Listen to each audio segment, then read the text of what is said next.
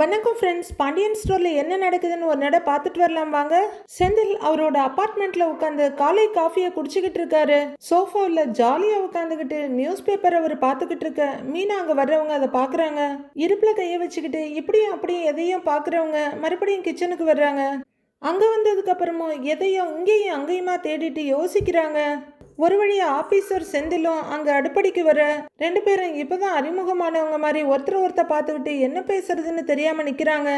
மீனா என்ன யோசிக்கிறாங்கன்றத புரிஞ்சுக்கிற செந்தில், காஃபி எல்லாம் நான் போடல, கடையில இருந்து தான் வாங்கிட்டு வந்தேன்னு ஒரு ஃப்ளாஸ்க காமிக்கிறாரு. உனக்கும் சேர்த்து தான் அவரு திறக்கிறாரு. அவரு காஃபியை மக்குல ஊத்த போக மீனா செந்தில ஒரு முறைப்பா பார்த்துட்டு இருக்காங்க. ஃப்ளாஸ்க் ஒன்றும் புதுசா வாங்கல. உடனே ஏன் காசை எப்படி எனக்கு தெரியாம எடுத்து செலவு பண்ணலான்னு கேட்டுறாத, சண்டையும் போடாத, இது பக்கத்து வீட்டுல கடை வாங்கின ஃப்ளாஸ்க்கு தான் அப்படிங்கிறாரு ஆபீசர் செந்தில். அதுதானே பார்த்தேன், உங்களால தான் கடன் வாங்காம எதுவுமே பண்ண முடியாதே அப்படின்னு மீனா சொல்ல செந்திலுக்கு சுருக்குன்னு இருக்கு. ஆனாலும் அதை மறைச்சிக்கிட்டு இந்தா குடின்னு காஃபியை நீட்டுறாரு. மீனா வாங்காமையே நின்றுட்டு இருக்க. டோர்பெல் ரிங் ஆகுது. எனக்கு என்ன, எதையும் பார்க்கணும்னு எனக்கு அவசியம் இல்லைன்னு மீனா திரும்பிக்க, உங்களுக்கு காஃபி ஊத்துன டம்ளரை அங்க இருக்க பெட்டி மேல வச்சுட்டு தட்டி விட்டுறாத, நான் போய் யாருன்னு பார்த்துட்டு வரேன் அப்படிங்கிற செந்தில் போய் கதவை திறக்க ரொம்ப ஆச்சரியமாயிடுறாரு. அங்க மீனாவோட அம்மா அப்பா ரெண்டு பேரும் அழகா நின்றுட்டு இருக்காங்க. ரொம்ப சர்ப்ரைஸோட, வாங்க அத்தை, வாங்க மாமா, வாங்க வாங்க உள்ளர வாங்க அப்படின்னு செந்தில் இன்வைட் பண்ண ரெண்டு பேரும் உள்ளர வர்றாங்க. வாங்க வாங்க உள்ளர வாங்க, உட்காருங்கன்னு செந்தில் சொல்லிட்டு இருக்கவே மீனா அங்க வந்துடுறாங்க. மீனா அப்படின்னு செந்தில் கூப்பிட மீனாவும் வாங்கப்பா வாங்கம்மா உட்காருங்க வாங்கன்றாங்க. மீனாவோட அம்மா ஒரு ஷாப்பர் பேக் நீட்ட அங்க வாங்கி வச்சிடுங்கிறாரு செந்தில். மீனா வாங்கி கீழே வைக்கிறாங்க.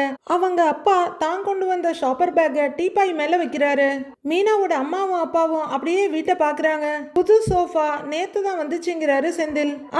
நல்லா இருக்கு மாப்பிள்ள அப்படின்னு அவங்க அம்மா சொல்ல மீனா முகத்தை திருப்பிக்கிறாங்க. பரவாயில்லையே மாப்பிள்ள, அதுக்குள்ள வீட்டுக்கு தேவையான பொருள் எல்லாம் வாங்க ஆரம்பிச்சிட்டீங்க போல இருக்கு அப்படின்னு மீனாவோட அப்பா சொல்ல, ஆமாங்க மாமா, உங்க வீட்டுல மீனா சந்தோஷமா இருக்கிற மாதிரி இங்கேயும் சந்தோஷமா இருக்கணும்ல, அதான் அவ கேட்கறதுக்கு முன்னாடியே எல்லாத்தையும் வாங்கி போட்டுட்டேன் அப்படின்னு செந்தில் சொல்ல சந்தோஷமா பாக்குறாங்க அவங்க அம்மாவும் அப்பாவும். ஆனா மீனா தான் எரிச்சலா பார்த்துட்டு இருக்காங்க. என் பொண்ணு சந்தோஷமா இருக்கணும்னு நீங்க நினைக்கிறது சந்தோஷம்தான், எங்க கிட்ட ஒரு வார்த்தை சொல்லி இருக்கலாம் அப்படின்னு மீனாவோட அப்பா சொல்ல, ஏன் மாமான்னு கேக்குறாரு செந்தில். இதெல்லாம் நாங்க வாங்கி கொடுக்கணும்னு தான் முடிவு பண்ணி வச்சிருந்தோம் அப்படின்னு மீனாவோட அப்பா சொல்ல, நீங்க ஏன்பா அதெல்லாம் வாங்கி கொடுக்கணுங்கிறாங்க மீனா. பெத்த பொண்ணுக்கு நாங்க தானேடி வாங்கி கொடுக்கணுங்கிறாங்க அவங்க அம்மா.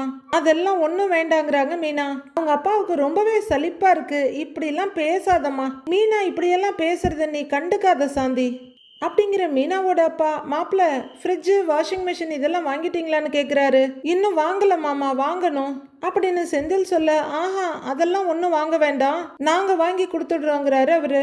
சாந்திய ஆமான்ற மாதிரி சந்தோஷமா பார்த்துட்டு இருக்க, இல்ல மாமான்னு செந்தில் சொல்ல, அப்பா சும்மா இருங்கப்பா நீங்க வேறங்கிறாங்க மீனா. முறைப்படி கல்யாணம் பண்ணி இருந்தா நாங்க அம்புட்டு சீர் கொடுத்துருப்போம், அதுக்கு தான் வழி இல்லாம போச்சே, இப்பவாவது எங்களோட சந்தோஷத்துக்காக ஏதாவது செய்யறோமேடி அப்படின்னு அவங்க அம்மா சொல்ல செந்தில முறைச்சிட்டு இருக்காங்க மீனா. செந்தில் மீனாவை பார்க்க எதுவும் வேணான்னு சொல்லுங்க, எதுவும் வாங்கக்கூடாதுன்னு ஜாடியை காட்டுறாங்க. அப்போ கதவு பக்கத்துல இருந்து, சார் பாத்திரம்லாம் வந்திருக்கு அப்படின்னு சொல்ல, உள்ளர வாப்பாங்கிறாரு மீனா அப்பா. ஒரு ஆள் ரெண்டு பை நிறைய எடுத்துட்டு வந்து எங்க வைக்கிறதுன்னு கேட்க, அப்படி உள்ளர ஓரமா வைங்கிறாங்க ரெண்டு பேரும். மீனா அதை திரும்பி பார்த்துட்டு, என்னம்மா இதெல்லாங்கிறாங்க. பாத்திரம், மளிகை சாமான் போட்டு வைக்கிறதுக்கு டப்பா பாட்டில்னு அதெல்லாம் தாங்கிறாங்க அவங்க அம்மா. நான் இதெல்லாம் கேட்டனாமா உங்ககிட்டன்னு கோவமா கேக்குறாங்க மீனா. ஏண்டி, ஏன் இப்படி வெடுக்கு வெடுக்குன்னு பேசிக்கிட்டு இருக்கிற மாப்பிள்ள, எப்படி மாப்பிள்ள இவளோட எல்லாம் குடும்பம் நடத்துறீங்கன்னு மீனாவோட அம்மா கேக்குறாங்க. கொஞ்சம் கஷ்டம்தான் சொல்லிக்கிட்டே செந்தில் மீனாவை பார்க்க மீனா பயங்கர கோவத்தோட மறைக்கிறாங்க. அடுத்ததா கிரைண்டர் பாக்ஸை கொண்டு வந்து வைக்கிறாங்க. மீனா அதை திரும்பி பார்த்துட்டு, இது எதுக்குன்னு கேட்க, கிரைண்டர் எதுக்கு வாங்குவாங்க, மாவு அரைக்கதான் அப்படின்னு அவங்க அம்மா சொல்ல, அது மாவு அரைக்கிறதுக்குன்னு எனக்கு தெரியாதான்னு மீனா கேட்டுட்டு இருக்க அவங்க அம்மா எழுந்து வர்றாங்க.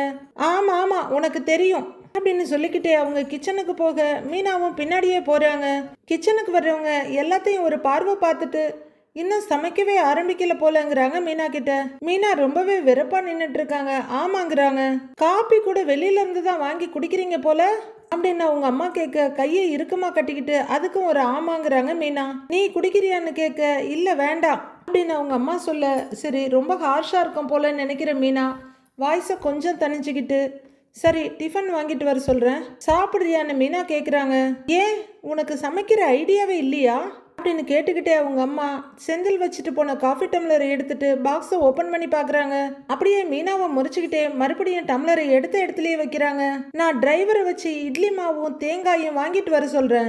இட்லி அவிச்சு தேங்காய் சட்னி செஞ்சிடலாம் அப்படின்னு மீனாவோட அம்மா சொல்ல, ஏம்மா நீ உன் வீட்டில் தான் சமையல் கட்டுக்குள்ளேயே இருக்கிற, அது பத்தாதா இங்கேயும் வந்து சமைக்கணுமா நீன்னு வெடுக்குன்னு கேட்குறாங்க மீனா. அவங்க அம்மாவும் கடுப்பாயிடுறாங்க. உனக்கு என்ன தாண்டி பிரச்சனை?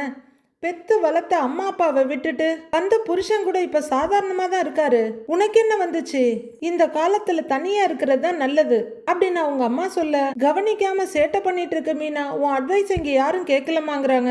அவங்க அம்மா பொறுமையை இழுத்து பிடிச்சிக்கிட்டு கேஸ் கனெக்ஷன் எப்போ எடுக்க போறேன்னு கேக்குறாங்க. அடுத்த மாசம் அப்படின்னு மீனா ஆரம்பிக்க அவங்க அம்மா ஆர்வமா பார்க்க, கேன்சல் பண்றதுக்கு எதுக்கு கனெக்ஷன் அப்படின்னு மீனா சொல்ல, எதுக்கு கேன்சல் பண்ண போற அப்படின்னு அவங்க அம்மா படபடப்பா கேட்குறாங்க.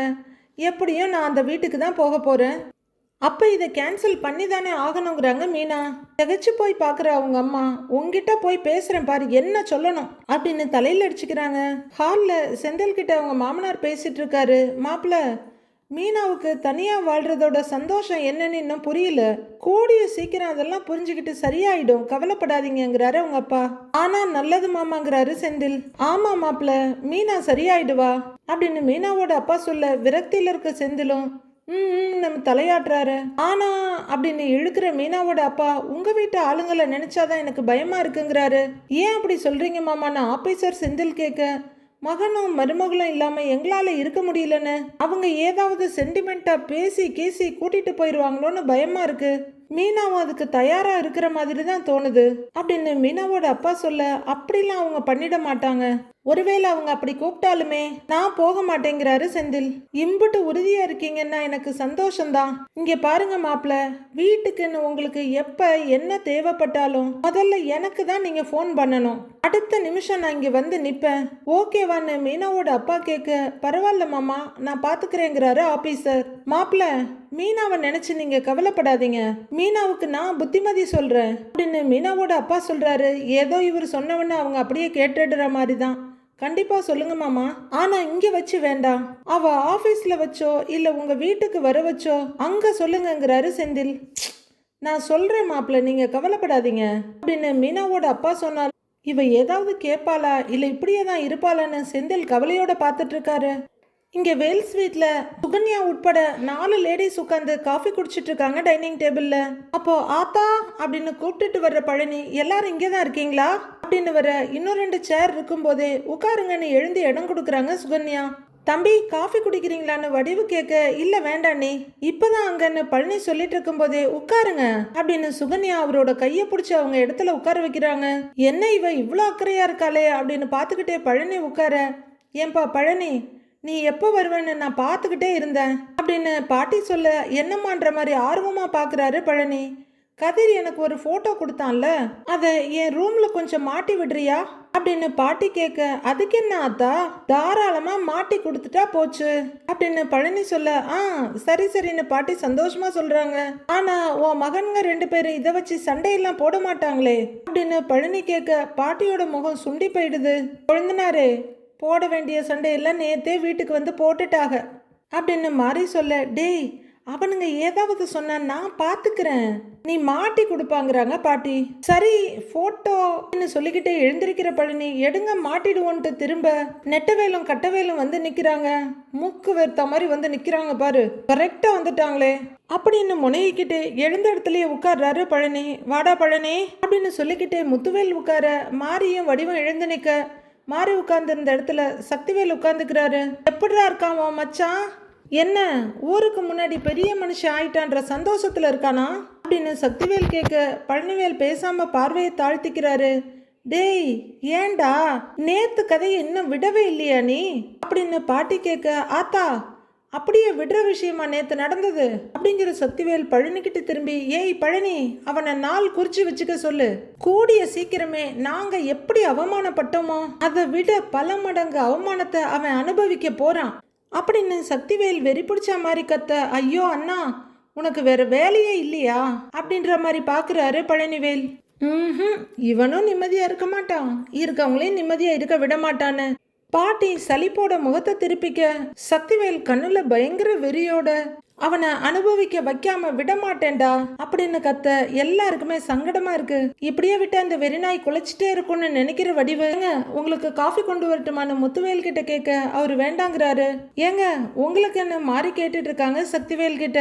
என்னடா என்ன இங்கே உட்கார்ந்து இருக்கிற, எடுபடி வேலை இருக்குமே போகலையா அப்படின்னு முத்துவேல் பழனிக்கிட்ட கேட்க, கடை திறக்க இன்னும் 1/4 மணி நேரம் இருக்குமாமா, அதெல்லாம் உங்க தம்பி டான்னு போயிருவாரு அப்படின்னு சுகன்யா சொல்ல பழனி டக்குன்னு சுகன்யாவை பாக்குறாரு. முத்துவேலும் சுகன்யாவை பார்த்துட்டு இருக்க, போறது மட்டும் இல்ல மாடு மாதிரி எல்லா வேலையும் செஞ்சுட்டு கடையிலையும் வீட்லயும் அசிங்கப்படுவாரு அப்படின்னு சுகன்யா சொல்லிட்டு பழனிவேல முறைக்க, ஏய் சுகன்யாங்கிறாரு அவரு. கொஞ்ச நேரம் சும்மா இருக்க மாட்டியா, எதுக்கு தேவையில்லாம இதெல்லாம் பேசிக்கிட்டு இருக்கிற அப்படின்னு பழனி அடிக்குரல்ல சொல்லிக்கிட்டு இருக்க. யார் இவரை அசிங்கப்படுத்துறதுன்னு மாறி கேக்குறாங்க.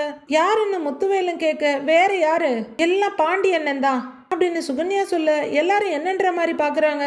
அதுலயும் பாண்டியனாங்கிற மாதிரி முத்துவேல் குழப்பமா பாக்குறாரு. சுகன்யா பழனிய மறுபடியும் ஒரு பார்வை பார்த்துட்டு, கணக்குல ஏதோ 1000 ரூபாய் குறைஞ்சு போச்சான், இவர் தான் திருடினாருன்னு திருட்டு பட்டம் கட்டிட்டாரு அப்படின்னு சுகன்யா சொல்ல மாறி பாட்டின்னு எல்லாருமே அதிர்ச்சியா பாக்குறாங்க. ஓ விஷயம் அப்படிலாம் வேற போகுதா அப்படின்னு மீசையை தடவிக்கிட்டு பாக்குறாரு சக்திவேல். அதெல்லாம் ஒண்ணும் இல்ல, நீ ஏதோ கவனக்குறைவா இருந்தியான்னு மச்சான் பேச்சுவாக்குல தான் கேட்டாரு அப்படின்னு மச்சானை விட்டு கொடுக்காம பேசுறாரு பழனி. ஆ இப்படி அபாண்டமா பொய் சொல்றீங்களேங்கிற மாதிரி பாக்குறாங்க சுகன்யா.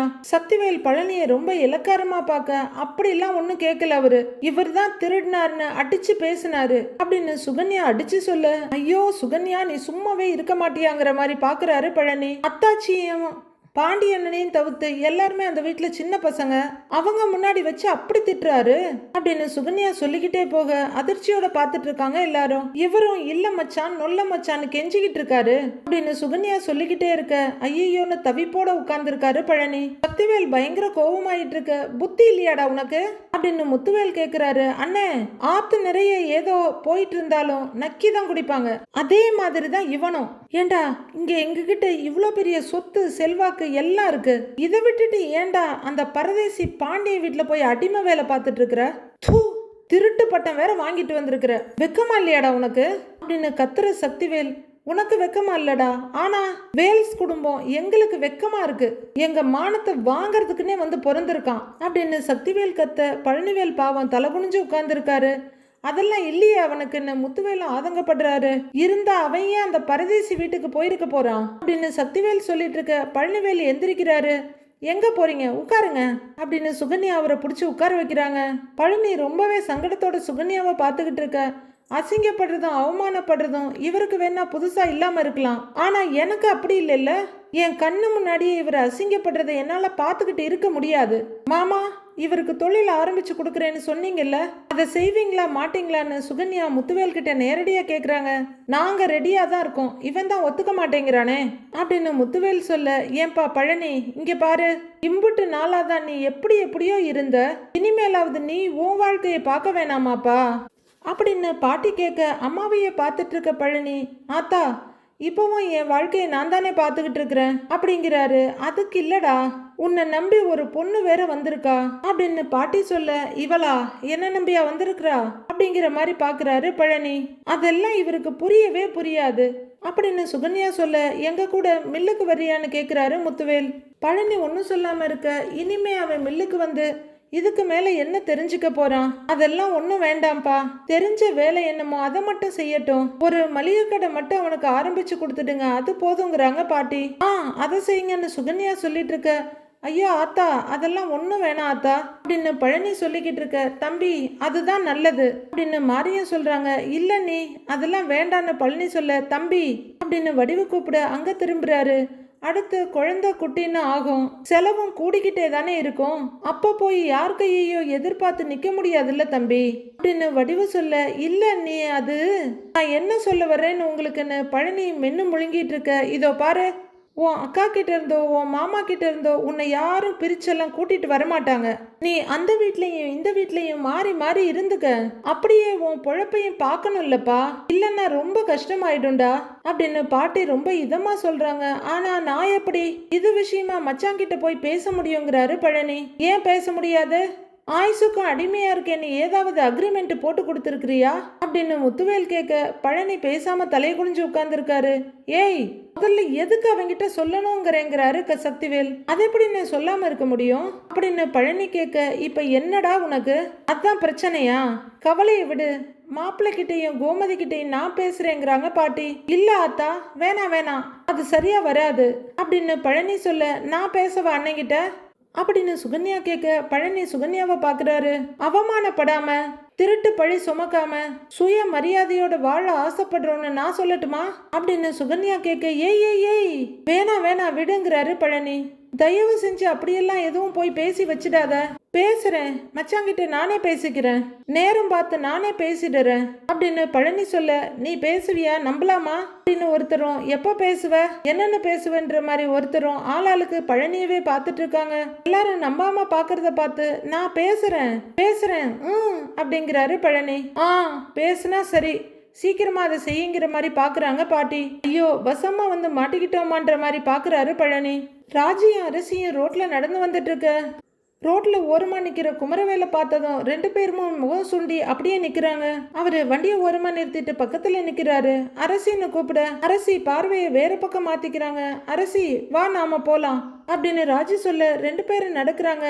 அரசி அரசி அரசி அரசி நில்லு அரசி அப்படின்னு அவங்க ரெண்டு பேருக்கு முன்னாடி கையை நீட்டி தடுத்த மாதிரி நிக்கிறாரு குமரவேல். அரசி கடுப்பாயிடுறாங்க. என்ன பிரச்சனை உங்களுக்கு? ஏன் எங்க போனாலும் என் பின்னாடியே வர்றிய?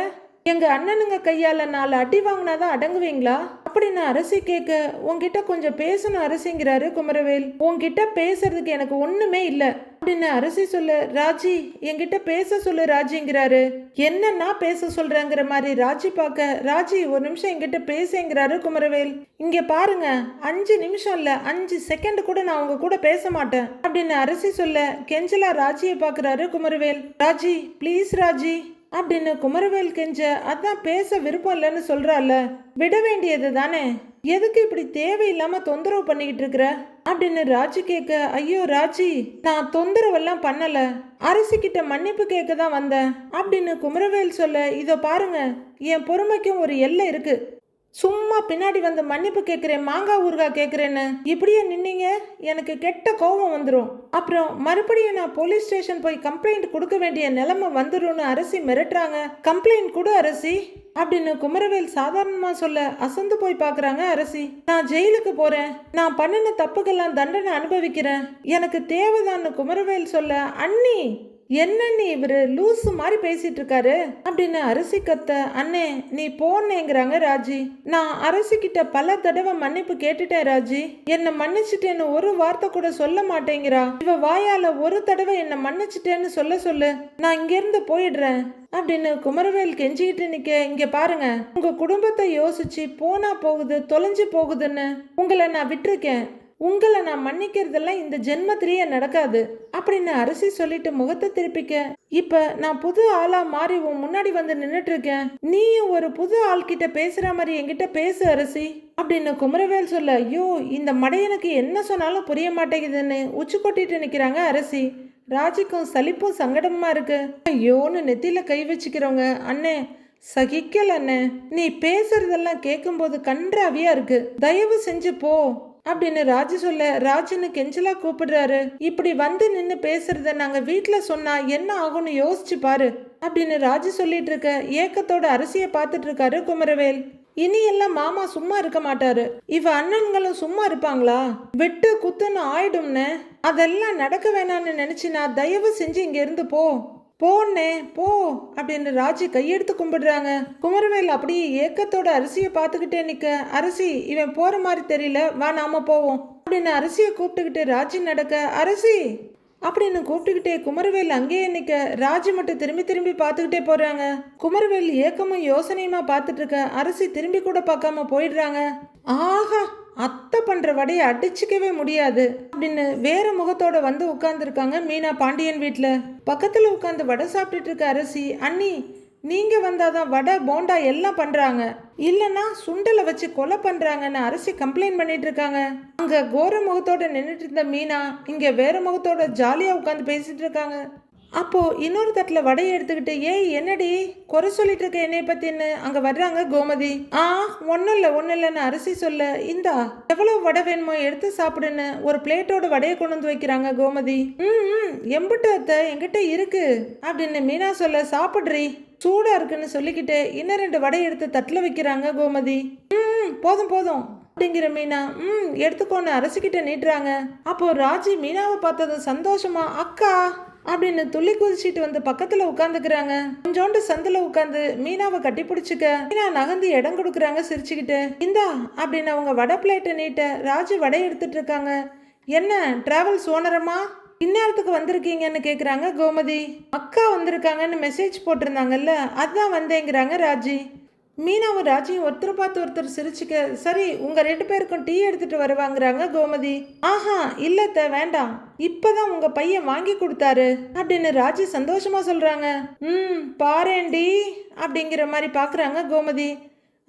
பிசினஸ்லாம் எப்படி போகுது ஓனரம்மா அப்படின்னு மீனா கேட்க சூப்பரா போகுதுக்கா கூடிய சீக்கிரமே தமிழ்நாடு முழுக்க நம்ம டிராவல்ஸ் வண்டி தான் ஓட போகுது அப்படின்னு ராஜி சந்தோஷமா சொல்ல மீனா ஒரு கண்கலங்கி பெருமையோட பாக்குறாங்க. கோமதி அதை விட பெருமையும் சந்தோஷமா பாக்குறாங்க. எங்க பார்த்தாலும் நம்ம மாமாவோட பேர் தான் தெரிய போகுது அப்படின்னு ராஜி சொல்ல அப்படின்னு பெருமூச்சு விடுற கோமதி. இப்பவே உங்க மாமாவுக்கு தலைக்கால் புரியல. 2 நாளைக்கு முன்னாடி தெப்பக்குளம் பக்கத்துல பாண்டியன் டிராவல்ஸ்னு ஸ்டிக்கர் ஓட்டின காரை பார்த்தாராம். அம்புட்டு சந்தோஷமா பேசினாரு அவரு. தமிழ்நாடு முழுக்க தெரிஞ்சதுன்னா அவரு பேரு அவ்வளவுதான் தரையிலேயே கால் நிக்காது அப்படின்னு கோமதி சொல்ல எல்லாருமே சிரிக்கிறாங்க. நீ என்ன பண்ற இன்னைக்கு ராத்திரி இங்கேயே தங்கிட்டு காலையில ரெடியாகி குவார்டர்ஸுக்கு போயிடுங்கிறாங்க கோமதி. மீனா ஒன்னும் சொல்லாம அமைதியா பார்க்க ஆமாக்கா நீங்க இங்கேயே இருங்க அப்படின்னு ராஜி சொல்ல பரிதாபமா ராஜியை பாக்குறாங்க மீனா. உங்க புடவையில பாதி இங்கே தானே இருக்கு அப்படின்னு ராஜி கேட்க இல்லைன்னா என்ன அம்மாவோட புடவை தான் அம்பிட்டு இருக்கே அப்படின்னு அரசி சொல்ல ஏய் நான் புருஷனை கூட விட்டு கொடுப்பேன் என் புடவையை விட்டு கொடுக்க மாட்டேன் அப்படிங்கிற மாதிரி பாக்குறாங்க கோமதி. கோமதியோட ரியாக்ஷனை பார்த்துட்டு என்னம்மா உன் அன்பான மருமகளுக்கு ஒரு புடவை கூட கொடுக்க மாட்டியா அப்படின்னு அரசி அவங்க அம்மாவை கேட்க ஓகே என்ன சொல்றாங்கன்னு பாக்கலான்னு சுவாரஸ்யமா பாக்குறாங்க மீனா. இல்ல கொடுப்பேன் அப்படின்னு பேச்சுக்கு சொல்ற மாதிரி சொல்ற கோமதி. நீ இங்கேயே இருமா அப்படின்றாங்க கோமதி. அத்தை புடவையெல்லாம் எனக்கு பிரச்சனை இல்ல அத்தை ஆனா நான் வீட்டுக்கு கிளம்பணும்ல அப்படின்னு மீனா சொல்ல 3 பேருமே அவங்கள திகைச்சு போய் பாக்குறாங்க. ஏண்டி அப்படின்னு கோமதி கேட்க அங்க அவங்க தனியா இருப்பாங்க அப்படின்னு மீனா சொல்ல அண்ணன் என்ன குழந்தையா அப்படின்னு அரசி கேட்க அதானே ஏன் ஒரு நாள் அவன் தனியா இருக்க மாட்டானா அப்படின்னு கோமதியும் கேக்குறாங்க. அக்கா ப்ளீஸ்கா இங்கேயே இருங்களேன் அப்படின்னு ராஜியும் கெஞ்சலா கேட்க சரி ராஜி நான் ஒரு 9 மணி வரலும் இங்கே இருக்கேன் அதுக்கப்புறமா வீட்டுக்கு கிளம்பிடுறேன் அப்படின்னு மீனா சொல்ல சப்புன்னு பாக்குறாங்க 3 பேரும். அண்ணங்கிட்ட சொல்லி பாருங்க நீங்கிறாங்க அரசி. ஆபீசர் செந்தில் கரெக்டா மீனாவுக்கு கால் பண்றாரு. வேணும்னா நான் கூட சொல்றேன் அப்படின்னு அரசி சொல்லிட்டு இருக்க இல்ல அப்படின்னு மீனா யோசனையா சொல்லிட்டு இருக்கும் போதே மொபைல் ரிங் ஆகுது. டிஸ்பிளேயை பாக்குறவங்க 100 ஆயுஸ் அவங்க தான் அத்தை அப்படின்னு சொல்லிக்கிட்டே போனை ஆன் பண்ணி காதுல வைக்கிறாங்க மீனா. ஹலோன்னு செந்தில் சொல்ல சொல்லுங்கங்கிறாங்க மீனா. எங்க இருக்க மீனா ஆபீஸ்லயா அப்படின்னு செந்தில் கேட்க இல்ல இங்க நான் நம்ம வீட்டுக்கு வந்தேங்கிறாங்க மீனா. ஆனா உன்ன அங்க ஓடி போயிடுற நீ சரி இப்ப கிளம்பிடுவல்லன்னு கேக்குறாரு. அப்புறம் காய்கறி எல்லாம் இல்லைன்னு சொன்னல நீ வீட்டுக்கு போகும்போது காய்கறி எல்லாம் வாங்கிட்டு போயிடு. இங்க பாரு காய்கறியில எதுவும் சமைச்சு வச்சுடாத சிக்கன்ல ஏதாவது கிரேவி மாதிரி செஞ்சு வை தோசையும் சிக்கனும் அப்புறம் மாவை மறந்துடாத போறப்ப அதையும் வாங்கிட்டு போயிரு. அப்புறம் நான் வர்றதுக்கு கொஞ்சம் லேட் ஆகும் வந்துடுறேன் பாத்துக்கோ அப்படின்னு அவரே ஆர்டர் கொடுத்துட்டு அவரே ஐடியாவையும் கொடுத்துட்டு சொல்லி முடிக்க மீனா முகமாறாம கேட்டுட்டு இருந்துட்டு சரிங்கன்னு சிரிப்போட சொல்றாங்க. செந்தில் போனை வைக்க மீனாவும் எடுத்து போனை பார்த்துட்டு கீழே வைக்கிறாங்க. ஏய் என்னடி வழக்கமா நீ பேசிக்கிட்டே இருப்ப அவன் சரின்னு சொல்லுவான் இன்னைக்கு அவன் பேசிக்கிட்டே இருக்கிறான் நீ சரின்னு சொல்ற அப்படின்னு கோமதி ஆச்சரியமா கேட்க அதானேங்கிற மாதிரி ராஜியும் அரசியும் பாக்குறாங்க. இல்ல அத்த நான் ஆசைப்படுற விஷயத்த அவங்களே சொல்லும் போது நான் சரின்னு தானே சொல்ல முடியும் அப்படின்னு செம்மையா சமாளிக்கிற மீனா அடுத்து கொடுக்குறாங்க பாருங்க ஒரு ட்விஸ்ட். அவங்களே ஃபோன் பண்ணி நீ நம்ம வீட்லயே இருந்துக்கன்னு சொல்லிட்டாங்க அப்படின்னு மீனா சொல்ல 3 பேரும் அப்படின்னு சந்தோஷமா பாக்குறாங்க. அப்படின்னு கோமதி வாயை பிளந்து பார்த்துட்டு இருக்க நிஜமாவாக்கான்னு கேக்குறாங்க ராஜி. ஆ ஆமா ராஜி அப்படின்னு மீனா சொல்ல ராஜி சந்தோஷமா சிரிக்கிறாங்க. எல்லார் கூடயும் சேர்ந்து நீ ஜாலியா இரு, காலையில ரெடியாகி வந்துருன்னு சொன்னாங்க அப்படின்னு மீனா சொல்ல ம் அப்படின்னு ராஜி சிரிக்க அண்ணி சூப்பர் அண்ணிங்கிறாங்க அரசி. உடனே கோமதி ஏக சந்தோஷத்துல எழுந்திருக்கிறாங்க. நான் சமையல ஆரம்பிக்கிறேன், உனக்கு பிடிச்சதை செய்யறேன் என்ன அப்படின்னு அவங்க எழுந்து போக ஓகே அத்த அப்படின்னு மீனா சமாளிப்பா சிரிக்க அண்ணி இன்னைக்கு நம்ம ஜாலியா என்ஜாய் பண்ணலாம் அப்படின்னு அரசி கேட்க மீனா ஓகேங்க சூப்பர் அவங்கள ஹக் பண்ணிக்கிறாங்க அரசி. அக்கா அப்படின்னு கூப்பிட்டு ராஜி இன்னொரு ஷோல்டர்ல சாஞ்சிக்கிறாங்க. ஆபீசர் செந்தில் அதிரடியா ஆர்டர் போட்டிருக்க அட போடா அப்படின்ற மாதிரி அதை ஊதி தள்ளிட்டு மீனா ஜாலியாக அவங்க கூட டைம் ஸ்பெண்ட் பண்ண ரெடி ஆகிடுறாங்க. அடுத்து என்ன நடக்க போகுதுன்னு மண்டே பார்க்கலாம் friends. Have a happy weekend. Thank you.